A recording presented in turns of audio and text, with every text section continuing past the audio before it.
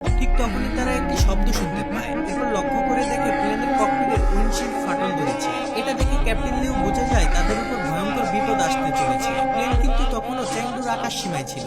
Liu তখন সাথে সাথে চ্যাংডুর কন্ট্রোল টাওয়ারকে উইন্ডোশিল্ড ফাটলের ঘটনাটি জানায়। ঘটনা শুনে কন্ট্রোল রুমের সবাই চমকে ওঠে। তখন কন্ট্রোল রুমের একজন এয়ারপোর্ট কন্ট্রোলার ক্যাপ্টেন লিউকে জিজ্ঞেস করে, আপনি কি এখন লাসা যেতে পারবেন নাকি চংকিং এয়ারপোর্টে ফিরে যাবেন? লিউ তখন কন্ট্রোলারকে বলে, চংকিং এ ফিরে যাওয়া বা লাসা যাওয়া বিপজ্জনক হতে পারে, তাই আমি চ্যাংডু এয়ারপোর্টে জরুরি অবতরণ করতে চাই। কন্ট্রোলার তখন ক্যাপ্টেন লিউকে বলে, আপনি তাহলে প্লেনটিকে 32,100 ফিট থেকে 8,400 ফিট নিচে নামিয়ে নেন, অর্থাৎ 23,700 ফিটে নেমে প্লেনটিকে ডান দিকে ঘুরিয়ে চ্যাংডু সুয়াংলিও ইন্টারন্যাশনাল এয়ারপোর্টে জরুরি অবতরণ করেন। এটা শুনে ক্যাপ্টেন লিউ যখন অ্যাফার্মেটিভ উত্তর দিতেই যাবে, ঠিক তখনই বিকট শব্দ হয়ে ককপিটের উইন্ডোশিল পুরো ভেঙে যায়, আর প্রচন্ড বাতাসে জানালা দিয়ে কো-পাইলট বা সেকেন্ড পাইলট জু অর্ধেক বেরিয়ে যায়। অন্যদিকে লিউ তার সমস্ত শক্তি দিয়ে তাকে ভিতরের দিকে টেনে ধরে। প্লেন এবার প্রচন্ড পরিমাণে কাঁপতে থাকে। ফলে প্লেনের ভিতরে থাকা সকল যাত্রীরা বুঝে যায় নিশ্চয়ই খুব খারাপ কিছু ঘটেছে।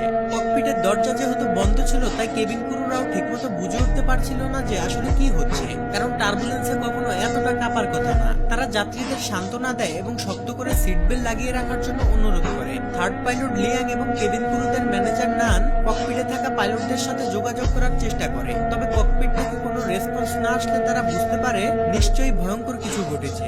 এদিকে ককপিটের ভিতরে লিও এবার আস্তে আস্তে জুকে ছেড়ে দিয়ে তার আসনে বসে। এরপর পুরো প্লেনের কন্ট্রোল তার নিজের হাতে নিয়ে নেয়। প্রচন্ড বাতাসে প্লেনটি ডান দিকে ঢুলে পড়ে। এটা দেখে যাত্রীদের মনে পুরোপুরি আতঙ্ক ছড়িয়ে পড়ে, আর তারা সিট বেল্ট শক্ত করে বেঁধে নেয়। এয়ার হোস্টেসরা তাদের নিজেদের জীবন বাজি রেখে সেখানে থাকা বাচ্চা এবং বয়স্কদের সাহায্য করতে থাকে। অন্যদিকে ক্যাপ্টেন লিউ তার সর্বোচ্চ চেষ্টা করে প্লেনকে কন্ট্রোল করার জন্য। লিউ হঠাৎ প্লেনটিকে বাম দিকে মোড় দিয়ে জুকে বাহির থেকে ককপিটের ভিতরে নিয়ে আসে। এর ফলে হঠাৎ ককপিটের দরজা খুলে যায় এবং প্রচন্ড বাতাস ভিতরে ঢুকতে থাকে। অতিরিক্ত বাতাসের চাপে ভিতরে থাকা সবকিছু ওলট পালট হয়ে যায়। যাত্রীরা ভয়ে চিৎকার চেঁচামেচি করতে থাকে, এমনকি এয়ার হোস্টেসরাও এক একজন সিটকে পড়ে যায়। ঠিক তখনই তাদের সকলের সামনে অক্সিজেন মাস্ক নেমে আসে, আর এয়ার হোস্টেসরা অনেক কষ্ট করে যাত্রীদের অক্সিজেন মাস্ক পরাতে সাহায্য করে। অন্যদিকে চ্যাংডু এয়ারপোর্ট কন্ট্রোলার কন্ট্রোল রুমের ম্যানেজারকে ডেকে বলে, স্যার, সিচুয়ান 8366 বিমানটি নিশ্চয়ই কোনো বিপদে পড়েছে। পাইলট বলেছে তাদের প্লেনের উইন্ডোশিল্ডে ফাটল ধরেছে, তাই আমি প্লেনটিকে 8,000 ফিট নিচে নামিয়ে ডান দিকে ঘুরিয়ে চ্যাংডু সুয়াংলিও ইন্টারন্যাশনাল এয়ারপোর্টে জরুরি অবতরণ করতে বলেছি। কিন্তু প্লেনটি 32,000 ফিট উচ্চতায় প্রচন্ড গতিতে বাম দিকে ঘুরে তিব্বতের দিকে এগিয়ে যাচ্ছে। প্লেনের ভিতরে অক্সিজেনের লেভেলও লো হয়ে যাচ্ছে। এতে তো প্লেন ক্র্যাশ করতে পারে। আমি ক্যাপ্টেনের সাথে যোগাযোগ করার চেষ্টা করছি, কিন্তু ক্যাপ্টেন কোনো রিপ্লাই দিচ্ছে না। প্লেনের সাথে রেডিও কানেকশন বিচ্ছিন্ন হয়ে গিয়েছে, শুধুমাত্র রাডারের সাথে কানেকশন আছে।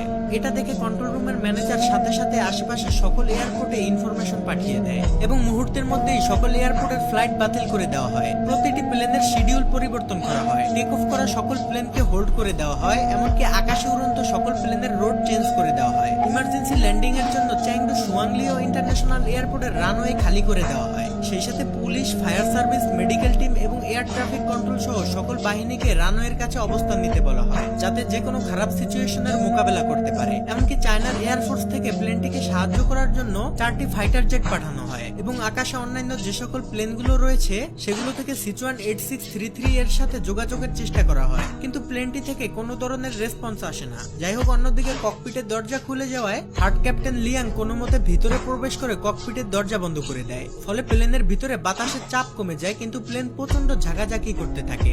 লিয়াং ককপিটে ঢুকে দেখতে পায় ক্যাপ্টেন লিও ঠান্ডায় প্রচন্ড কাঁপছে, আর অক্সিজেনের অভাবে কো-পাইলট জু অজ্ঞান হয়ে যাচ্ছে। লিয়াং তখন ককপিটে থাকা অক্সিজেন মাস্ক বের করে ক্যাপ্টেনদের পরিয়ে দেয় এবং সে নিজেও পরে নেয়। এরপর লিয়াং কন্ট্রোল রুমের সাথে যোগাযোগ করার চেষ্টা করে, কিন্তু সে বুঝে যায় রেডিও কানেকশন বিচ্ছিন্ন হয়ে গিয়েছে। লিয়াং কোনো মতে প্লেনটিকে নিচে নামানোর চেষ্টা করে, কিন্তু তাদের ভাগ্য এতটাই খারাপ ছিল যে তারা যদি প্লেনটিকে নিচে নামায় তাহলে প্লেন ক্র্যাশ হওয়ার সম্ভাবনা রয়েছে, কারণ তাদের প্লেন তখন তিব্বতের উপর দিয়ে যাচ্ছিল। আর আমরা সকলেই জানি তিব্বতে মাউন্ট এভারেস্ট সহ ছোট বড় অনেক হিমালয় রয়েছে, যেখানে কোনো প্লেনকে সর্বোচ্চ 32 থেকে 34,000 ফিট উপর দিয়ে ফ্লাই করতে হয়। এদিকে প্লেনের ভিতরে অক্সিজেন ফুরিয়ে যেতে থাকে, তাই পর্যাপ্ত অক্সিজেন পেতে হলে প্লেনটিকে আরো 3,000 ফিট নিচে নামাতে হবে, কিন্তু হিমালয়ের জন্য সেটা সম্ভব ছিল না। এছাড়া সামনে বিশাল ঝড়ের কারণে কিছুই দেখা যাবে না। এটা যেন ক্যাপ্টেনদের কাছে সুইসাইড করার মতো। একদিকে অক্সিজেনের ঘাটতি, অন্যদিকে প্লেন ক্র্যাশের ভয়, তার উপরে আবার আকাশকে ডেকে রাখা ভয়ানক ঝড়। অন্যদিকে কেবিন ক্রুদের ম্যানেজার নান সকলকে জানিয়ে দেয় তারা ককপিটের প্রেসার হারিয়ে ফেলেছে, তাই সকলকে শক্ত করে সিট বেল্ট পরে থাকার জন্য অনুরোধ করে।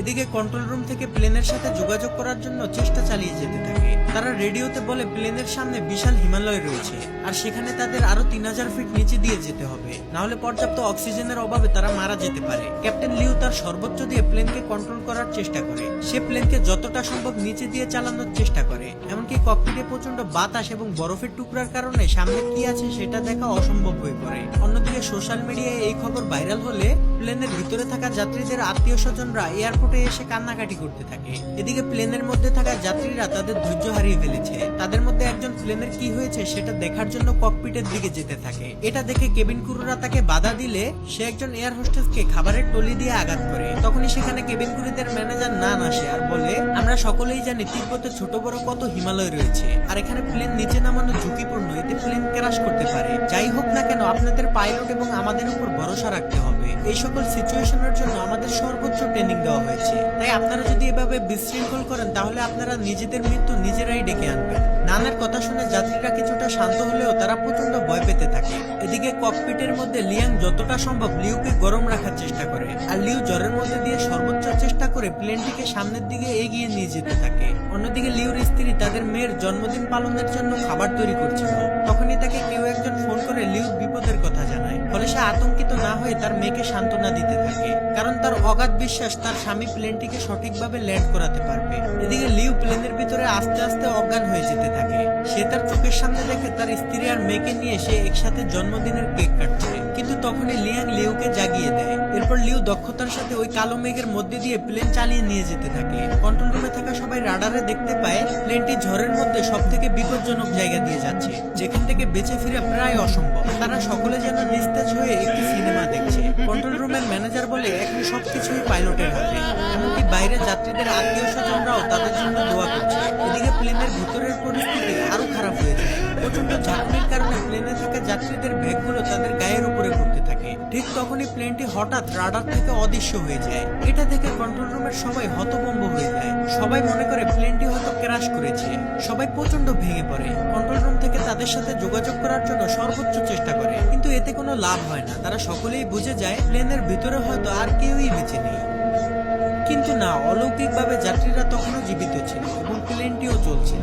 ঝড়ের ভিতরে কিছু না দেখতে পেয়ে লিউ মনে করে প্লেন হয়তো পাহাড়ের সাথে ধাক্কা খাবে, তাই সে লিভার টেনে প্লেনটিকে আরো উঁচুতে নিয়ে যায়। এতে প্লেনের ভিতরের ঝাঁকুনি বেড়ে পরিস্থিতি আরো খারাপের দিকে যেতে থাকে। লিউর মাথায় তখন একটা জিনিসই ঘুরছিল যে প্লেনের মধ্যে থাকা 19 জন যাত্রী এবং সে সহ 9 জন ক্রু মেম্বারের জীবন এখন তার হাতে, অর্থাৎ 128 জন মানুষের প্রাণ হাতে নিয়ে লিউ তার সম্পূর্ণ অভিজ্ঞতা দিয়ে প্লেনটিকে কন্ট্রোল করতে থাকে। মৃত্যুকে কাছ থেকে দেখা যাত্রীগুলো এখন তাদের মনের কথা বলতে শুরু করে। অনেকে এই জীবনের শেষ ভিডিও বানায় তাদের প্রিয়জনদের জন্য। আর কিছুক্ষণের মধ্যেই প্লেনটি ঝড় থেকে বের হয়ে আসে। লিউর অনেক চেষ্টার পর পরিস্থিতি স্বাভাবিক হতে শুরু করে। এরপর ক্যাপ্টেন লিউ প্লেনটিকে অনেক নিচুতে নামিয়ে আনে, যেখানে পর্যাপ্ত পরিমাণ অক্সিজেন রয়েছে।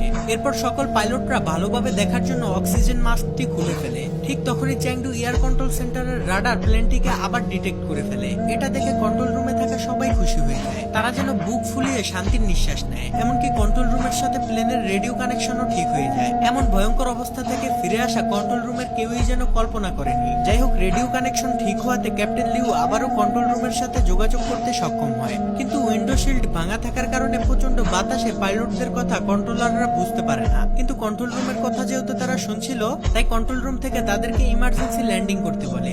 সাথে সাথে ক্যাপ্টেন লিউ ল্যান্ডিং গিয়ার চালু করে দেয়। আর এই সিগন্যাল পেয়ে কেবিন ক্রুদের ম্যানেজার নান যাত্রীদেরকে ইমার্জেন্সি ক্র্যাশ ল্যান্ডিং এর জন্য প্রস্তুতি নিতে বলে। অন্যদিকে প্লেন প্রচন্ড গতিতে রানওয়ের দিকে যেতে থাকে। আর এই টান উত্তেজনাপূর্ণ ফুটেজ ধারণ করে চ্যাংডুর গণমাধ্যম কর্মীরা। এদিকে প্লেনের ভিতরে যাত্রীরা ইমার্জেন্সি ল্যান্ডিং এর জন্য প্রস্তুতি নিয়ে নেয়। তারা মনে মনে দোয়া প্রার্থনা করতে থাকে। অন্যদিকে fire service, medical team, air traffic control সহ সবাই প্রস্তুত হয়ে যায়। ক্যাপ্টেন লিউ তার কো-পাইলট জু আর লিয়াংকে নিয়ে কোনো ধরনের ঝামেলা ছাড়াই মাটি স্পর্শ করে। কিন্তু বিপদ তখনও কাটেনি, কারণ চ্যাংডু এয়ারপোর্টের রানওয়ে ছিল খুবই ছোট আর প্লেনের গতি ছিল অনেক বেশি। ক্যাপ্টেন লিউ ইঞ্জিনের থ্রাস্ট কমানোর জন্য লিভার টান দিলে দেখে ইঞ্জিন স্লো করার লিভারটি লক হয়ে গিয়েছে। তাই প্লেন প্রচন্ড গতি নিয়ে সামনের দিকে এগিয়ে যেতে থাকে। এটা দেখে সেকেন্ড পাইলট জু লেগ ব্রেক দিয়ে প্লেনটিকে থামানোর চেষ্টা করে, কিন্তু অতিরিক্ত ব্রেকের প্রেসারে প্লেনের একটি চাকা ফেটে যায়। এটা দেখে কন্ট্রোল রুমের সবাই ভয় পেয়ে যায়। জু তার সর্বোচ্চ শক্তি দিয়ে লেগ ব্রেক চেপে ধরে, কিন্তু এতে খুব বেশি একটা কাজ হচ্ছিল না। এদিকে রানওয়ে প্রায় শেষ হতে চলেছে, তাই ক্যাপ্টেন লিউ, জু আর লিয়াং মিলে তাদের সর্বোচ্চ শক্তি দিয়ে ইঞ্জিন স্লো করার লিভারটি টেনে ধরে। এরপর তারা বহু কষ্টে রানওয়ের একদম শেষ মাথায় গিয়ে প্লেনটিকে থামাতে সক্ষম হয়। এটা দেখে কন্ট্রোল রুমের সবাই খুশি হয়ে যায়। এমন অসম্ভবকে সম্ভব হতে দেখে তাদের চোখে পানি চলে আসে, আর গণমাধ্যম কর্মীরা তো খুশিতে লাফাতে থাকে। এদিকে মৃত্যুর মুখ থেকে ফিরে আসা যাত্রীরা তো খুশিতে কেঁদে ফেলে। তারা চিৎকার করে এই আনন্দ একজন অন্যজনের সাথে ভাগাভাগি করে নেয়। এরপর ক্যাপ্টেন লিউ মাইক নিয়ে সকল যাত্রীদের উদ্দেশ্যে ক্ষমা চায় এবং খুব হৃদয় বিতারক কিছু কথা বলে, যা শুনে যাত্রীরা সহ কেবিন ক্রুদের চোখে পানি চলে আসে। সেখানে মেডিকেল টিম সহ সকল বাহিনীরা চলে আসলে প্লেনের গেট খুলে দেওয়া হয়। এরপর যাত্রীরা এক এক করে বাইরে আসতে থাকে। কেবিন ক্রুরাও এমন ভয়ঙ্কর সিচুয়েশনের জন্য যাত্রীদের কাছে ক্ষমা চায়। যাত্রীরাও তাদের ভুলের জন্য কেবিন ক্রুদের কাছে মাপ চায়। এরপর যাত্রীরা প্রচন্ড আনন্দ নিয়ে নিচে নামতে থাকে। কেবিন ক্রুদের মধ্যে 3 জন বেশি অসুস্থ হয়ে যাওয়ায় তাদের অ্যাম্বুলেন্সে করে নিয়ে যাওয়া হয়। অন্যদিকে ককপিটের মধ্যে ক্যাপ্টেন লিউ, জু আর লিয়াং নিজেদের সাহসিকতার সেলিব্রেশন করে। এরপর তারাও প্লেন থেকে বের হওয়ার প্রস্তুতি নেয়, কিন্তু ক্যাপ্টেন লিউ প্লেনের ভিতরের পরিস্থিতি দেখতে যায়। এদিকে যাত্রীরা নিচে নেমে তাদের জীবন বাঁচানোর জন্য ক্যাপ্টেন লিউকে ধন্যবাদ জানাতে চায়। তখন কেবিন ক্রুদের ম্যানেজার নান প্লেনের ভিতরে এসে দেখে ক্যাপ্টেন চুপ করে দাঁড়িয়ে আছে। সে ক্যাপ্টেনের কাছে গেলে ক্যাপ্টেন তার সাহসিকতার জন্য তাকেও ধন্যবাদ জানায়। তখন নান ক্যাপ্টেন লিউকে বলে, আপনার জন্য বাইরে সবাই অপেক্ষা করছে। তখনই লিউ তার পকেট থেকে ফোন বের করে তার স্ত্রীকে কল করে আর বলে কিছুক্ষণের মধ্যেই সে বাসায় এসে তার মেয়ের জন্মদিন সেলিব্রেশন করবে। এটা শুনে তার স্ত্রী খুব খুশি হয়ে যায়। এরপর লিউ প্লেনের বাইরে বের হলে সকল যাত্রীরা তাকে ধন্যবাদ জানায় এবং ক্যাপ্টেন তাদের কাছে আবারও ক্ষমা চায়। এমনকি যাত্রীরাও তাদের কাছে ক্ষমা চায়। এরপর সকল যাত্রীরা এয়ারপোর্ট থেকে বের হয়ে তাদের আত্মীয় স্বজনদের সাথে দেখা করে আর তাদের জীবনের ভয়ঙ্কর অভিজ্ঞতা নিয়ে সবাই সবার বাড়িতে চলে যায়। এদিকে লিউ তার বাড়িতে আসার পর তার স্ত্রীকে জড়িয়ে ধরে আর তার মেয়ে তাকে দেখে খুব খুশি হয়ে যায়। তারা সবাই মিলে একসাথে জন্মদিন সেলিব্রেশন করতে থাকে। তবে মুভির একদম শেষ